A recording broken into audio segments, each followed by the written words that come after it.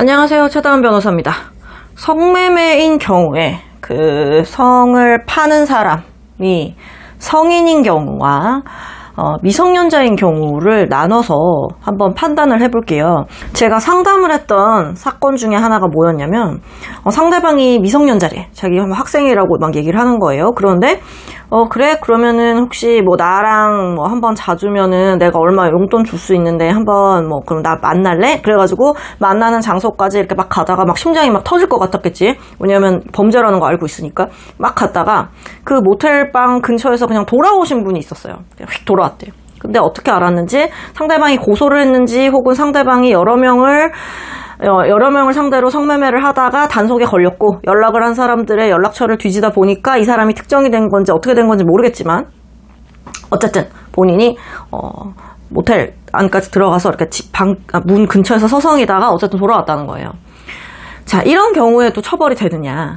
결국은 성매매를 하려고 했는데, 성을 매수하려고 했는데, 끝까지 어떤 성관계를 하거나, 뭐 유사 성관계를 하거나, 뭐 이런 것도 못하고, 돈도 못 주고, 혹은 돈은 줬는데 행위는 못하고, 이런 경우에 어떻게 되는 것인지에 대해서 궁금해하실 분들이 있을 겁니다. 자, 성을 팔겠다는 사람이 성인인 경우에는 성매매 처벌법이 적용이 되고요.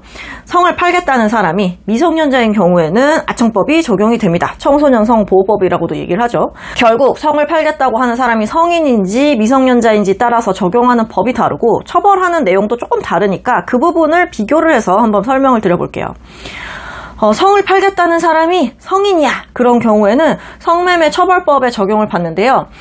이 법에서 얘기하는 성매매가 뭔지 한번 볼게요. 성매매란 불특정인을 상대로 금품이나 그 밖의 재산상 이익을 수수하거나 수수하기로 약속을 하고 다음 강목의 하나를 하는 거래요.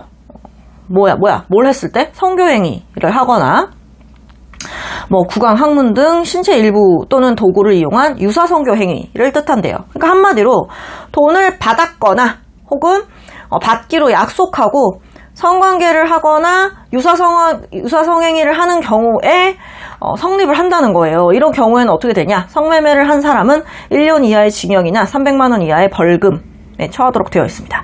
그러니까 결국은 어쨌든 성관계를 하거나 유사성행위를 해야 돼. 돈 주기로 약속을 하고 줬든 안 줬든. 그렇기 때문에 돈을 줬는데 혹은 돈을 주기로 했는데 성매매를 하기로 했는데 성매매에 이르지 않는 경우는 어떻게 되느냐? 처벌 규정이 없어요. 성매매 처벌법에는 성인 간의 성매매인 경우에 성을 매도하는 사람이 성인인 경우에는 미수 성매매를 약속하고 성관계에 이르지 못한 경우에는 처벌 규정이 없다. 그러니까 처벌을 피할 수 있습니다. 그런데 성을 팔겠다는 사람이 미성년자야. 이런 경우에는 또 조문을 볼게요. 아동 청소년의 성보호에 관한 법률입니다. 아청법이라고도 하고 청소년 성보호법이라고도 합니다. 또 같은 법이에요. 아동 청소년은 뭐다? 19세 미만의 자를 얘기합니다.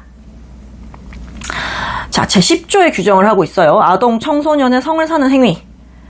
아동 청소년의 성을 사는 행위를 하면 5년 이하의 징역 또는 3천만 원 이하의 벌금에 처하도록 하고 있습니다. 그게 1항인데 자 2항 을 볼게요. 아동 청소년의 성을 사기 위해서 아동 청소년을 유인하거나 성을 팔도록 권유한 자는 1년 이하의 징역 또는 1천만 원 이하의 벌금에 처한대요. 그러니까 결국 뭐예요?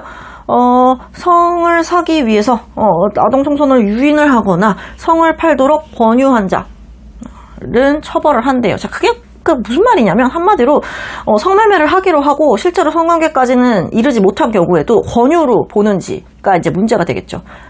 결론은 뭐냐? 권유로 본다. 그래서 처벌을 한다는 거예요. 판결문을 보겠습니다.